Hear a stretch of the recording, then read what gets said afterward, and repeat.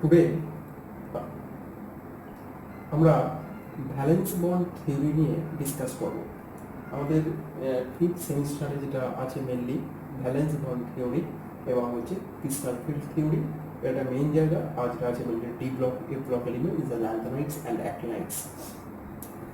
তাহলে valence bond theory প্রথমে যেটা লেখা আছে এখানে সিরজেইক থিওরি। এখন আমরা এখানে কোঅর্ডিনেশন যে কমপ্লেক্সটা ফর্মেশন হয় in the interaction between metal এবং লিগ্যান্ডের ইন্টারাকশনের ফলে কোঅর্ডিনেশন কমপ্লেক্সের ফর্মেশন হয় তার রেসপেক্টে বা ডিফারেন্ট থিওরি পড়বো। For example valence bond theory, crystal field theory, molecular orbital theory, ligand field theory. ঠিক আছে, এইগুলো আমি একটার পর একটা স্টেপ ওয়াইজ পড়বো। তাহলে প্রথমে আমি দেখা আছে দেখো সিরজেইক থিওরি। এখন সিরজেইক থিওরিটা is insufficient for the explanation for the formation of coordination complex। মানে কোঅর্ডিনেশন কমপ্লেক্সগুলো কীভাবে তৈরি হচ্ছে বা কীভাবে স্টেবিলিটি পাচ্ছে সেক্ষেত্রে কিন্তু সিরজেইক থিওরিটা হচ্ছে ইজ ইনসাফিসিয়েন্ট। ঠিক আছে, তাহলে তার জন্য আমাদের কী পড়তে হবে? তার জন্য আমাদের পড়তে হবে valence bond theory, crystal field theory, molecular orbital theory and ligand field theory. এবার ভ্যালেন্স বন্ড থিওরির অনেক লিমিটেশন আছে। ঠিক আছে, সেই লিমিটেশনগুলো আমরা আস্তে আস্তে দেখবো। আগে এর পস্টুলেটসও দেখবো। হ্যাঁ, এবার ক্রিস্টাল ফিল্ড থিওরিটা কিরকম? ক্রিস্টাল ফিল্ড থিওরিটা আমরা বলছি মেটাল লিগ্যান্ডের যে ইন্টারাকশনটা সম্পূর্ণ ionic, purely ionic in nature. আমরা মলিকুলার অরবিটাল থিওরি কি বলছে? যে মেটাল লিগ্যান্ডের ইন্টারাকশনটা সম্পূর্ণ covalent in nature, purely covalent. আবার লিগ্যান্ড ফিল্ড থিওরিটা কি বলছে? যে ইন্টারাকশন বিটুইন মেটাল এবং লিগ্যান্ডের মধ্যে যে ইন্টারাকশনটা হয় তার মধ্যে কি আয়নিক নেচারটাও আছে আর কোভালেন্ট নেচারটাও আছে, সেটা বলে দিচ্ছে কি ligand field theory. So this is the adjustment crystal field theory. The ligand field theory is also called adjustment crystal field theory. It's very important. Now, first of all, this is a valence bond theory. তাহলে প্রথমে আমরা দেখছি যে postulates of valence bond theory। তাহলে valence bond theory postulates এ যেটা valence bond theory সম্বন্ধে মানে যে postulates গুলো পড়েছিল সায়েন্টিস্ট নাম হচ্ছে পাউলিং। তার প্রথম যে postulateটা ছিল যে মেটালগুলো কি করছে, ফার্স্ট পয়েন্ট কি করছে, মেটাল মাইনাস এনি থেকে এম এন প্লাস, মানে মেটালগুলো কি হচ্ছে রিকুইসাইড নাম্বার অফ ইলেকট্রনকে লস করবে এবং লস করে কি হবে একটা পার্টিকুলার অক্সিডেশন স্টেটে আসবে। মেটাল প্রথমে কি করবে, লস করবে is requisite number of electrons and formation of M N plus ion. This is the first postulate. Second postulate হচ্ছে কি মেটালটা কি করবে, ফরমেশন অফ হাইব্রিড অরবিটাল তৈরি করবে।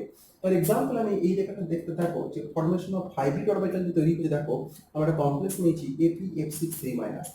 In this complex, the oxidation state of iron is +3 and iron 3+ is a 3d5 system. We have already known.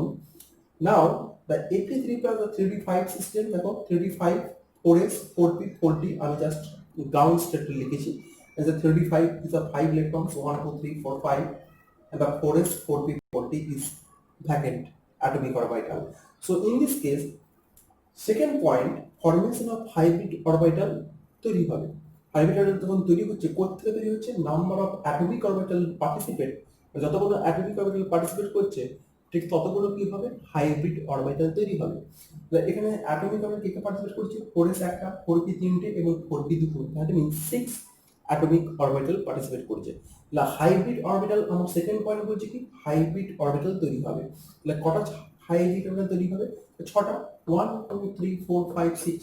So sp3d2 and this is the sp3d2 hybrid atomic orbital. The second postulates the formation of hybrid orbital and this is the hybrid orbital এখানে তৈরি হয়েছে।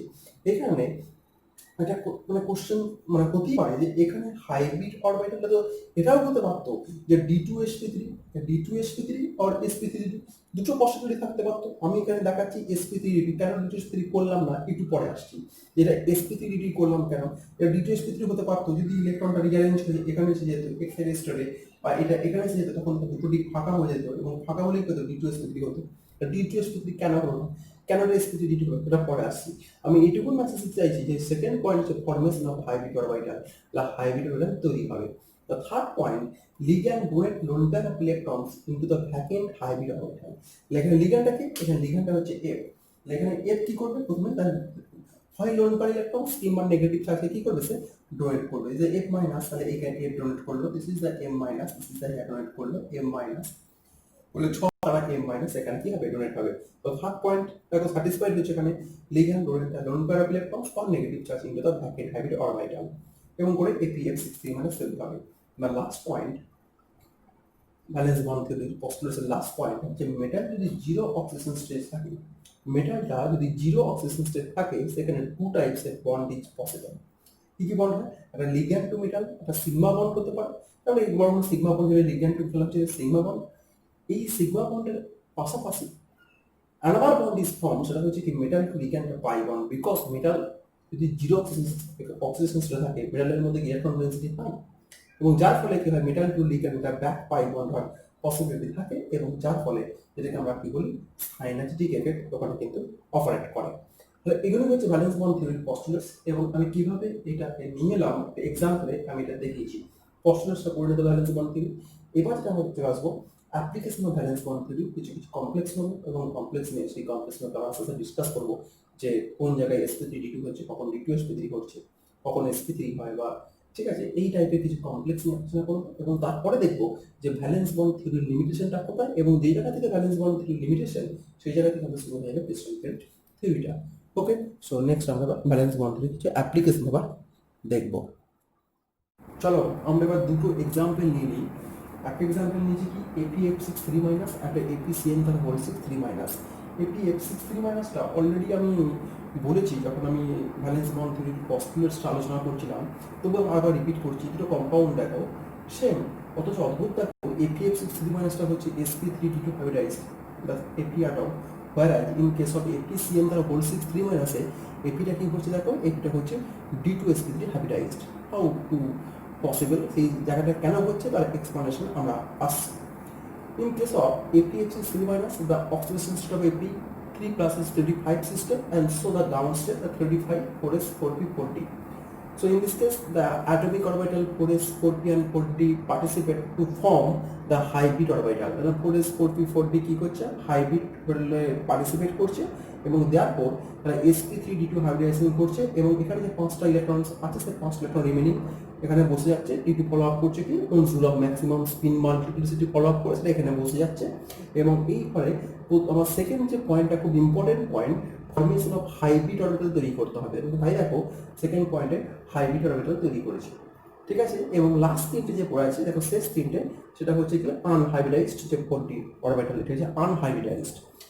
এইবার কি হচ্ছে আমি F minus কোনো কি করছে হাইব্রিড অরবিটালের মধ্যে এম মাইনাসটা কোনো কি করছে ইলেকট্রন মনোকে দিয়ে দিচ্ছে, এটা আমার পয়েন্ট। এবং এইভাবে ফর্মেশন হচ্ছে কি APF63 মাইনাস। আমি এখানে দেখেছি APF63 মাইনাসের ফর্মেশন হচ্ছে, এখানে এফ গুলোকে বসিয়ে দেবে, তাহলে APF63 মাইনাস তুমি দেখাতে পারবে। এইখানে যে ডিটা পার্টিসিপেট করছে, এই যে কোন ডিটা পার্টিসিপেট করছে, তাহলে sp3d2 হাইব্রিডেশনে যে দুটো ডি পার্টিসিপেট করে সেই দুটো ডি কি কি NDx² y² অ্যান্ড NDz²। দুটো যে ডি অ্যাটমিক অরবিটাল, যে দুটো ডি অ্যাটমিক অরবিটাল পার্টিসিপেট করে সেটা কে কে NDx² y² অ্যান্ড NDz²। এবং যেহেতু এটা বাইরের ডি পার্টিসিপেট করছে, দেখো 4s 4p 4d ডিটা বাইরের ডি পার্টিসিপেট করছে, এটাকে আমরা কি বলি আউটার অরবিটাল। sp3d2 এটা হচ্ছে আউটার হাইব্রিড অরবিটাল, মানে আউটার হাইব্রিড অরবিটাল তৈরি করছে বিকজ দ্য ডিটা হচ্ছে বাইরে, এবং যার ফলে এই কম্পাউন্ডের ফর্মেশনটা ঘটছে। ছখানা ফোরিন এই ব্যাপারটার নেগেটিভ চার্জটা তারা ফাঁকা হাইব্রিড অরবিটালে পুশ আপ করছে ইলেকট্রনটাকে। এইখানে প্রশ্ন হতেই পারে যে তাহলে এটা কেন d2sp3 হলো না? d2sp3 হতে পারতো, টু পসিবল জিওমেট্রি হতে পারতো, এটা sp3d2 অর d2sp3। d2sp3 হলে কি করতো, জাস্ট ইলেকট্রনটা এইখানে আসতো, ইলেকট্রনটা এখানে খালি দুটো ডিকে ফাঁকা বার করতে পারতো, কোনো d2sp3 হতো। কিন্তু এটা sp3d2 হয়, এটাকে তাকে সাপোর্ট কে দেয়, তাকে সাপোর্ট দেয় তার এক্সপেরিমেন্টাল ম্যাগনেটিক মোমেন্ট। APF63 মাইনাসের ম্যাগনেটিক মোমেন্ট স্টাডি করে দেখা গেছে, APF63 মাইনাসের ম্যাগনেটিক মোমেন্ট স্টাডি করে দেখা গেছে এক্সপেরিমেন্টালি APF63 মাইনাসের ম্যাগনেটিক মোমেন্টের ভ্যালুটা হয় 5.87। 5.87 bm এর ম্যাগনেটিক মোমেন্টটা হয়। এই ম্যাগনেটিক মোমেন্টটা হওয়ার জন্য আমাকে 5টা আনপেয়ার্ড ইলেকট্রন থাকতে হবে, এবং 5টা আনপেয়ার্ড ইলেকট্রন থাকার জন্য একমাত্র যে জিওমেট্রিটা পসিবল সেটা কি হতে হবে sp3d2। sp3d2 যদি এর ম্যাগনেটিক মুভমেন্ট মনে করো আমি যদি ইলেকট্রনটা এখানে আসতো, এখানে এসে যেত, এটা এখানে এসে যেত, তোমার একটা অ্যাম্পিয়ার, তাহলে একটা অ্যাম্পিয়ার থাকলে তাহলে ম্যাগনেটিক মুভমেন্ট কত হতো 1.87, মানে √3 হতো 1.87। কিন্তু ম্যাগনেটিক মুভমেন্ট এটা কত বলছে, ম্যাগনেটিক মুভমেন্ট এটা বলে দিচ্ছে যে APX সিগন্যালসের magnetic movement 5.87 oppose the structure.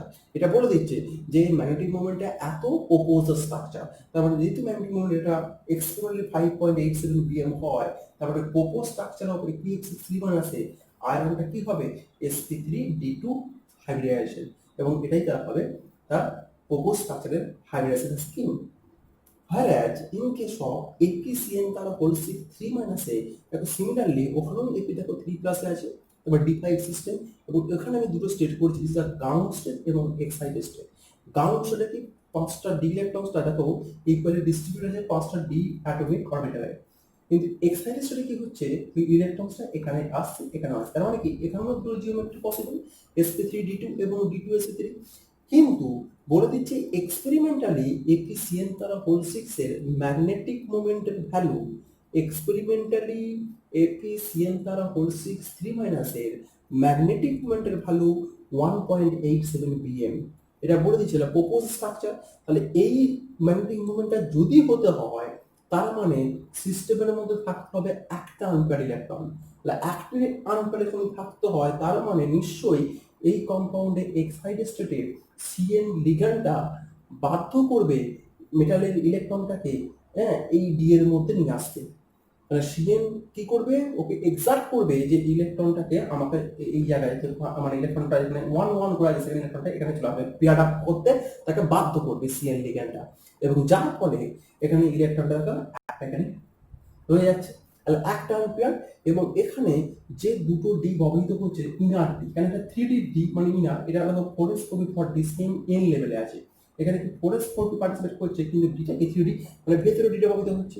তাহলে এখানে যে ডিটা ব্যবহৃত হচ্ছে কি n-1 d x² y² and n-1 d z², যার ফলে এই d2sp3 যখন হাইব্রিড অরবিটালটা তৈরি করছে, এটা আমরা কি বলি ইনার হাইব্রিড অরবিটাল। এবং হাইড্রোজেন আমরা বলছি d2sp3, এবং ম্যাগনেটিক মোমেন্টের ক্যালকুলেশন করে দেখছি 1.87 বিএম হচ্ছে, এবং হাইড্রোজেনটা d2sp3 করে 6টা d2sp3 হাইব্রিড অরবিটাল তৈরি হচ্ছে, এবং যে জায়গাতে সিএন মাইনাসটা ইলেকট্রনকে পুশ করে দিচ্ছে, 6খানা সিএন মাইনাস, এখানে দুটো দেখানো আছে, 6খানা সিএন মাইনাস কি হচ্ছে ইলেকট্রনটা ওই জায়গায় পুশ করে দিচ্ছে, এবং যার ফলে এফিসিয়েন্সি কি হবে। তার মানে কি ম্যাগনেটিক মোমেন্টটা বলতে হবে, ম্যাগনেটিক মোমেন্ট এটা না বললে তুমি কিন্তু স্ট্রাকচারটাকে প্রপোজ করতে পারবে না। আর তোমাকে দুটো জিওমেট্রি দেখানো হবে, হয় sp3d2 হয়, d2sp3ও হয়, কিন্তু ম্যাগনেটিক মোমেন্ট এটা বলে দিলে তাহলে কি হবে, তার প্রপোজ স্ট্রাকচারটা বলবে যে প্রপোজ হাইড্রাইজেশনটা কি হবে, তার প্রপোজ স্ট্রাকচারটা কি হবে, তার ম্যাগনেটিক মোমেন্ট কত, এটা বলে দিতে হবে। তাহলে প্রপোজ স্ট্রাকচার তুমি ভ্যালেন্স বন্ড থেকে বেরিয়ে যাবে। এবার কেন এপিএফসি সিগন্যালের ক্ষেত্রে sp3d2 হয়, সিএন থাকলে কেন d2sp3 হয়ে যায়, এর ক্লিয়ার আমাদের এক্সপ্লানেশনটা আমরা মলিকুলার অরবিটাল থিওরি এবং যখন ক্রিস্টাল ফিল্ড থিওরি করবো তখন আমরা বলতে পারবো। এবং এটা হচ্ছে ভ্যালেন্স বন্ড থিওরি লিমিটেশন।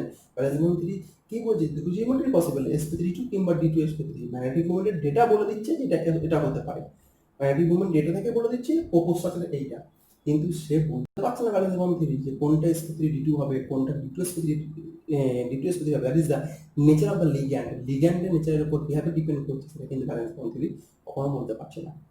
ঠিক আছে, তাহলে এইবার আমরা এই কম্পাউন্ডগুলো আলোচনা করবো। এবার বাকি যে কম্পাউন্ডগুলো তোমরা বাড়িতে করে নেবে, ঠিক আছে, আমি সেরকম ভাবে প্রবলেম তোমাদেরকে দিয়ে দেবো। এটা আমি কোঅর্ডিনেশন নাম্বার 6 এর ক্ষেত্রে আমি করে দিলাম। এইবার যেটা আমি করাবো সেটা হচ্ছে কোঅর্ডিনেশন নাম্বার 4 এর ক্ষেত্রে একটা করিয়ে দেবো, ভাবছি কোঅর্ডিনেশন নাম্বার 4টা, তাহলে সেক্ষেত্রে ব্যাপারটা ক্লিয়ার হবে। এবার দেখে নেওয়া যাক, আমরা কোঅর্ডিনেশন নাম্বার 6 আলোচনা করলাম, তো এর প্রবলেমগুলো আমরা কিছুটা প্রবলেম আমি প্রবলেম সিটে পাঠিয়ে দেবো। কোঅর্ডিনেশন নাম্বার 4টা পরের দিন ডিসকাস হবে, আর আজকে এখানে এইটুকুনি থাকুক। আরেকটা ইনফরমেশন দেওয়া ছিল, ওটা বলে দিই, যেটা তোমার প্রবলেমগুলো করতে সুবিধা হবে। D1 থেকে D3 যে কোনো সিস্টেম থাকুক না কেন, লিগ্যান্ড যেমনই হোক না কেন, মানে independent on the nature of the ligand, মানে লিগ্যান্ড তোমার যেমনই হোক না কেন, D1 থেকে D3 যেমন সিস্টেম দিক তোমাকে সবসময় হাইড্রোজেনটা কী করে দেবে D2sp3। এবার D1 সিস্টেম মনে করো স্ক্যান্ডিয়াম 3+, স্ক্যান্ডিয়াম 3+ কী হচ্ছে, টাইটানিয়াম 3+, টাইটানিয়াম 3+, এটা কী হচ্ছে 3D1 system. Platinum 2+D2 system, platinum 3+3D1 system. তাহলে এটা তুমি কী পাবে? অবশ্যই যেমনই তোমার লিগ্যান্ড থাকো না কেন, তোমার কী হয়ে যাবে? D2sp3। সেরকম D1 থেকে D3 সিস্টেম তোমাকে যেমনই দিকে না কেন, হাইড্রাসিন সবসময় কী হবে? D2sp3। D4 থেকে D7, যেটা আমরা জেনে গেছি তাই বলছি, লিগ্যান্ড যদি স্ট্রং হয় তাহলে কী হবে? D2sp3। আর কোন লিগ্যান্ড স্ট্রং কোনটা উইক সেটা আমরা আগেই জেনে গেছি, অলরেডি আমরা পড়েছি সেকেন্ড সেমি কেমিক্যাল বন্ডিংয়ে। D4 থেকে D7 যদি হয়, লিগ্যান্ড যদি স্ট্রং হয় তাহলে D2sp3, লিগ্যান্ড যদি উইক হয় sp3 D2। এবার লিগ্যান্ড স্ট্রং হলে D2sp3 হলে কী হবে? নাম্বার অফ আনপেয়ার ইলেকট্রনটা তো কমে যায়, এবার কমপ্লেক্সটা কী হবে? লো স্পিন কমপ্লেক্স। আর যখন নাম্বার অফ আনপেয়ার ইলেকট্রনটা বেড়ে যায়, কমপ্লেক্সটা কী হবে? High spin complex. আর D8 to D10 সবসময় হবে কি? sp3 D2। এবার এই মোটামুটি একটা এই স্টিক্সটাকে নিয়ে কমপ্লেক্সগুলো কিছু করতে দেবো, সেই কমপ্লেক্সগুলো আমরা বাড়িতে কিছু প্র্যাকটিস করবো। নেক্সট ক্লাস আমরা কোয়েশ্চেন নম্বর 4 এবং কিছু অ্যাপ্লিকেশন নিয়ে আলোচনা করবো। তাহলে ভ্যালেন্স বন্ড থিওরিটা আমাদের হয়ে যাবে এবং তারপর লিমিটেশনটা কি কিছু আলোচনা করে নেবো। পরের ক্লাসে আমরা ক্রিস্টাল ফিল্ড থিওরিটাকে ডিসকাস করবো আস্তে আস্তে।